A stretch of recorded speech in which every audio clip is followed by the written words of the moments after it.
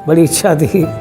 है तो ये स्टोरी थोड़ी बताने लायक तो नहीं है, लेकिन फिर भी मैं कहता हूँ कि भाई फर्स्ट ईयर साइंस में मैंने वहाँ एडमिशन लिया, लेकिन क्लास के अंदर मेरी आँख एक लड़की से लग गई। अब बनना तो मुझे डॉक्टर था, लेकिन वो गालिब का एक शेर है ना कि इश्क ने गालिब निकम्मा बना दिया, वरना हम भी आदमी थे कुछ काम के। उसे पता भी नहीं कि कोई लड़का उसे चाहता भी है। मेरा प्यार एक मूक प्यार था जो पाने की कामना नहीं करता था। बस उसे देखकर, उसको याद करके, मुझे उसका आज तक नाम भी नहीं पता, मैंने कभी जानने की चेष्टा भी नहीं की। बस इतना उसकी कास्ट मालूम है कि भाई इस कास्ट की है वो। लेकिन चूँकि प्यार का मतलब कि जिससे हम प्यार करें वो कैसे खुश रहे, मुझे अपना प्यार उस पर थोपना नहीं है। तो मुझे खुश देखता था तो मेरे लिए इतना पर्याप्त था। लेकिन उस प्यार के अंदर वीरे की पीड़ा, मिलने की पीड़ा क्या होती है, इससे मैं भली भांति वाकिफ़ हूँ।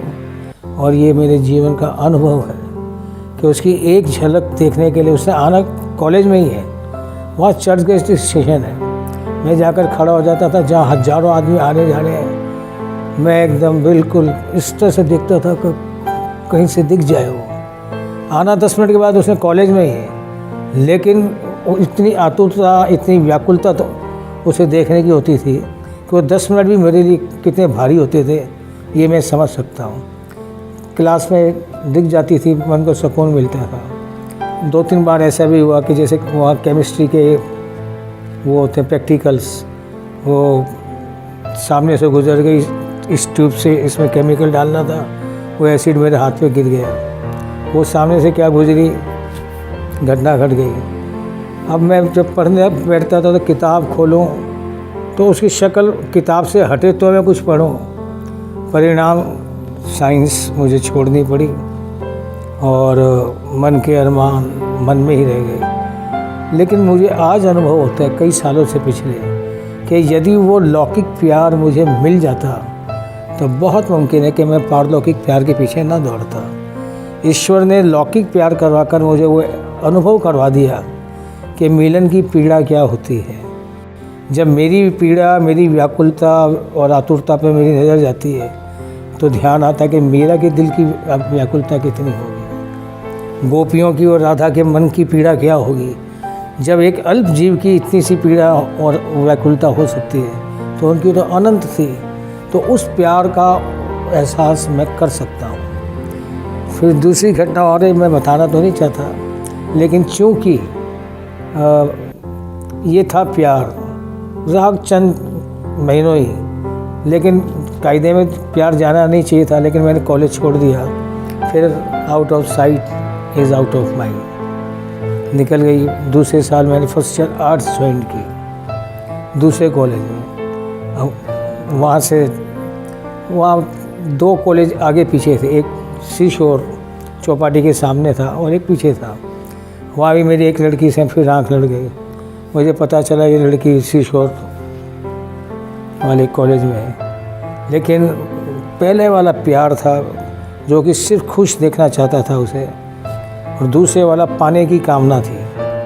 तो मैं उसे देखने के लिए अपनी कॉलेज की क्लास में नहीं जाता था, उसकी कॉलेज की क्लास में जा कर के कई बार मैंने अटेंड की। एक बार पकड़ा भी गया, प्रोफेसर ने मुझे कहा भी, फिर बाहर दे गया, समझाया आपको जो भी करना कॉलेज के बाहर कुछ भी कीजिए, लेकिन इस कॉलेज में हमारे सामने ऐसा कुछ नहीं चलेगा। तो दूसरा जिसे मैं प्यार समझा बैठा था वो प्यार नहीं था, वो एक आकर्षण था। प्यार के अंदर जो पहला था, मैं सिर्फ अपने प्रेमास्पद को, अपने प्रीतम को, माई लवर, उसे मैं खुश देखना चाहता था। मैं उसको अपने प्यार में बांधना नहीं चाहता था। और दूसरे के साथ आकर्षण तो था, कोई गलत भावना भी नहीं थी, लेकिन फिर भी पाने की भी इच्छा थी। उसका नाम भी पता है, उसका कहाँ रहती है वो भी पता है। तो ये 2 बातें आज का जो समाज है, आज का जो समय है, आकर्षण और इन्फेक्चुएशन को जब प्यार समझ लेता है तो गलतियाँ कर जाती हैं। परिणाम पाने की कामना दोनों तरफ से उठती है, फिर क्या हश्र होता है सबके सामने है। ऐसा नहीं है कि वो भी गलत है, लेकिन उसके जो चीज़ें कहाँ से चली थी, आत्मिक स्तर से चली, वो फिजिकल बॉडी पे आकर समाप्त होती है, तो उसका स्तर एक अलग हो जाता है। प्रेम होगा तो समर्पण जरूर होगा, क्योंकि प्रेम में दो चीज़ होती है, समर्पण भी होता है लेकिन अधिकार की वृत्ति भी होती है। आजकल का जो प्रेम है ना, अधिकार पूरा चाहता है, समर्पण है नहीं, तो ये वो प्रेम नहीं है। प्रेम में मैं फिर बोल दूँ, समर्पण अपनी कामनाओं का, अपनी इच्छाओं का, और अधिकार इस बात का कि प्यार करती हैं तो प्यार के अंदर प्रणय की याचना होती है, मिलन की, सीधी सी बात है। तो वो अधिकार कभी कभी उलाने भी देते हैं, तो पति पत्नी जब एक दूसरे को उलाने देते हैं तो उससे प्यार बढ़ता है, कम नहीं होता। तो प्यार के अंदर अधिकार भी हो, समर्पण जरूर, बिना समर्पण के प्यार पूरा नहीं हो सकता। केवल अधिकार की वृत्ति पे प्यार टिकने वाला नहीं है। कलयुग के अंदर और कोई साधन सधने वाला नहीं है, क्योंकि 5 एलिमेंट्स, ये पांचों तत्व इतने बिगड़ चुके हैं। अगर हम यज्ञ करते हैं तो कोई शुद्ध हो जाए, कोई ज़रूरी नहीं, सामग्री है शुद्ध हो गई। योगाभ्यास के लिए जैसा मेडिटेशन करने बैठते हैं, तो आजकल का साइंस साउंड पोल्यूशन तक तो पहुंचा, लेकिन हमारे जो शास्त्र हैं, शास्त्र यानी ऋषि यानी साइंटिस्ट, शास्त्र यानी उनकी रिसर्च की रिपोर्ट, उनकी रिपोर्ट ये कहते हैं साउंड पोल्यूशन से भी ज़्यादा यदि कोई खतरनाक है तो दैट इज़ थॉट पोल्यूशन। इसलिए जब हम मेडिटेशन करने भी बैठते हैं तो हमें अपने विचार नहीं, औरों के विचार आकर भी मेडिटेशन करने नहीं देते। तो हर चीज़ में यानी कि हर तत्व के अंदर इतनी प्रदूषण आ चुका है कि प्योरिटी तो रही नहीं। जब आप कर्म कांड करते हैं तो प्योरिटी मस्ट बी रिक्वायर्ड, हर चीज़ की, सामग्री की भी, मंत्रोच्चार की भी, समय की भी, जो भी है, तो वो इस समय में पॉसिबिलिटी नहीं है।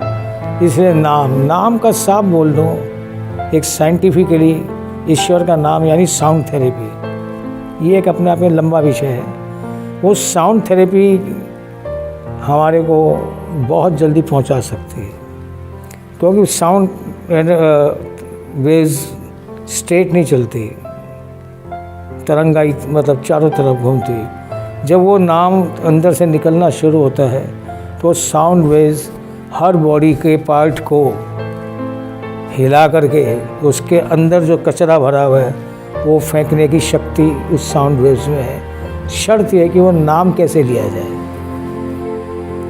एक ही संदेश मैं सबको देता हूँ कि जीवन में 3 काम जरूर करें। हर एक व्यक्ति का 3 तरह का जीवन है, पारिवारिक जीवन, सामाजिक जीवन और आध्यात्मिक जीवन। पारिवारिक जीवन बिगड़ते कब है? जब त्याग की वृत्ति नहीं होती है, संग्रह पे आ जाता है कि जो मिले मेरे को मिले, छोटे बड़े का कोई ख्याल ना करे, संघर्ष शुरू हो जाता है। संघर्ष संग्रह में है, त्याग में नहीं, तो इसे त्याग खुद करें। सामाजिक जीवन के लिए सेवा हम दूसरों की करें, सामाजिक कह लो, राष्ट्र के लिए कह लो, सेवा दूसरों की करें, त्याग खुद करें और प्यार केवल ईश्वर से करें, तो तीनों जीवन हमारे सफल हो सकते हैं। और ये चीज़ हमारे ही हाथ में है, करनी हमें ही पड़ेगी। ईश्वर सहायता भी तब करता है, पहले हम अपने जीवन का कुछ लक्ष्य बनाएं कि what is the aim of my life. Aim कई लोग, जैसे मैंने पहले डॉक्टर का बनाया लेकिन मेहनत तो की नहीं। एम अच्छा हो तो प्रयास भी उतने भी, टायरलेस एफर्ट्स। पहली बात एम निर्धारित करें, दूसरा टायरलेस एफर्ट्स। फिर कई बार ऐसा भी होता है कि असफल भी होते हैं, तो हताश ना हो जाए, हिम्मत ना हारें, थोड़ा धैर्य, पेशेंस भी रखें। ये 3 बातें जहाँ होगी मंजिल निश्चित रूप से मिलेगी। 3 तरह के जीवन हमारे तीनों सफल हो जाएंगे। इसी संदेश के साथ मेरी पुनः सभी लोगों को सादर से प्रेम, हरि स्मरण।